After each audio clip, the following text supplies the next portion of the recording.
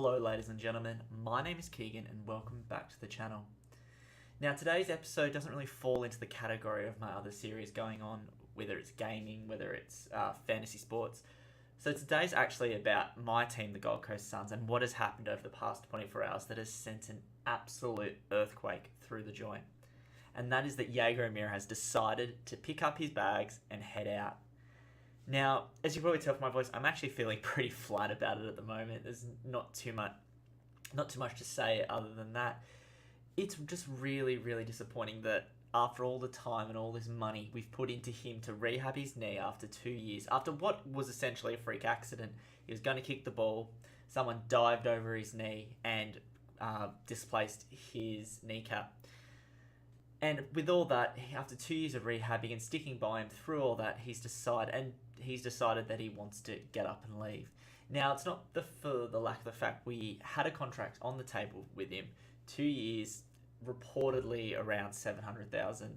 Not 100% sure on that, but he's turned that down. He's decided to head off to Melbourne, and this isn't a fact that he's going home, going back to be closer to his family. His family live in Western Australia. So it's a fact that he's looking out for his future, which he's more than entitled to do, don't get me wrong. He's more than entitled to look after his future. But it's leaving a bit of a sour taste in my mouth. I am well aware through what you hear from the club that the club has done everything it can to retain O'Meara. There's been changes made to the fitness staff and the health staff when he had worries. It wasn't just him that had the worries, there were other players that had the worries too, but he was one of the front leaders in having the health and fitness staff getting them changed and getting them up to an AFL club standard, which, to be fair, and I'll be upfront, the Suns have made a bit of a meal of getting the club off the ground, and there's been a lot of mistakes made, but I finally feel like we're finally turning the corner with getting the right people in the right positions. But this is just another kick in the guts. I don't want to criticise a guy for trying to chase the buck, but he seems like he's a bit of a mercenary now, just going to the highest bidder, just leaving the club at its lowest point, and it's a bit of a shock. Now Prestia is a bit different. He's gone and left, but he gave 6 solid years, played almost 100 games with us. He's put in some hard effort with us, and he's probably earned that move away to a club that has a bit more success. And I have no ill feeling towards Prestia. He tried his heart out for those 100 games. He really left it all out there. So I have no issue with him. O'Meara's done it he's played 44 games, injured for 2 years, then left. And he's left in a way that we're not going to get the value that we should out of him. The club came out today and made a huge statement saying that they've invested 2 first-round picks into getting him into the club, and that's we're not going to get that return back, which is really disappointing. So the club have come out on the front foot and basically demanded that we've already got draft picks. We've got six or 7 picks in the top 35 picks. So we don't need draft picks. Draft picks are not the problem. The problem is we don't have enough men on the ground, enough big bodies in the midfield. So the club is looking for quality players, especially to play through that midfield. We've got our back line sorted, our forward line looks really good. It's just that midfield depth that we need. So that's where we're going to be looking to strengthen through this off-season. Obviously, they've come out with sayings like, if we can't get anyone good where he can trust himself in the draft, we'll let him walk into the preseason draft. But that's not going to happen. It's never going to happen. I think the last time it happened was Kurt Tippett a couple of years ago, and that was an absolute mess. So I don't think that's going to happen again. It's just the club posturing.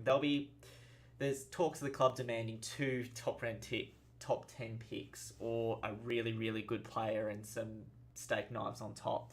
But what it's going to end up is going to be a compromise met in the middle, where we'll get a first round pick and a decent player. Now, I'm a fan of the tough stance, because if we don't have this tough stance now, what's it going to look like in a couple of years when we're bringing players in? They're basically going to come in for 2 years, get trained up, get conditioned to AFL, and then just leave again.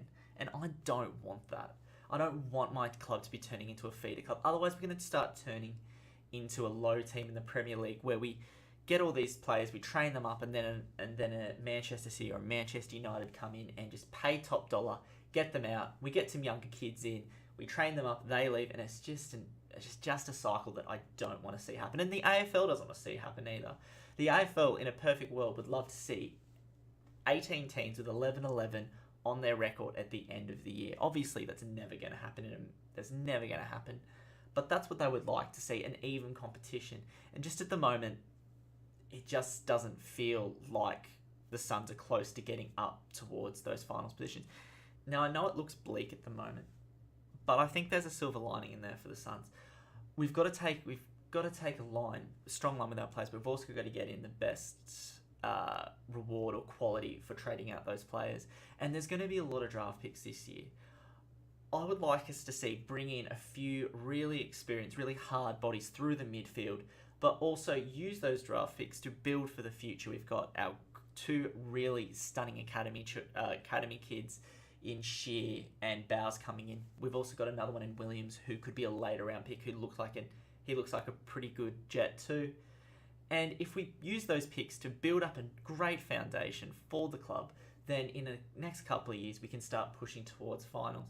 Now, we thought we were there with this group. Obviously, they don't think that, and they've left. So maybe we need to rethink of our strategy of trying to move up the ladder. At the moment, it's really tough for football in Queensland. You've got us that are getting absolutely our guts ripped out by players wanting to leave, and Brisbane, I should say, have also had something similar happen to them. It's tough in Queensland for football, but I reckon there's a silver lining. I reckon we will turn it around. I reckon Brisbane will turn it around. I think Queensland football is just going through a bit of a lull, that in a couple of years with the right management and the right resources, whether it's us getting players in that want to stay and hang around the club, whether they're from Queensland or players that are really keen on being around the club, or whether it's a Brisbane that just needs some facilities that are quality and up to AFL standard, I reckon Queensland football will turn it around and hopefully turn it around soon enough. I don't see it like West Coast Fremantle or Port Adelaide as far as Gold Coast Brisbane. I love beating Brisbane, don't get me wrong. But at the end of the day, I don't think it's such a venomous, vitriolic relationship we have. I feel like it's a relationship that we can use, build together, get the clubs back up towards finals, and showing that Queensland football can be solid heading into the future. Anyway, guys, thank you for watching. Thank you for watching me ramble on. I just had to get a few feelings out on tape. Hope you enjoyed. Leave a comment below. What do you think a fair price is for Amira heading into the trade period? Do you think he's worth those 2 first 10 rounders, or do you think he's worth maybe a late first rounder, 1 second rounder? What camp do you fall in? Do let me know in the comments below. Thank you for watching, guys. Make sure you like the video if you enjoyed the chat. Make sure you subscribe so you follow the rest of my videos. I'll do a bit of a wrap up for the Suns end of season after we play Port Adelaide, and when we know who's being delisted and all that good stuff. I'll do that probably towards the end of next week or the week after. Thank you for watching. I hope you enjoyed, and I'll see you later.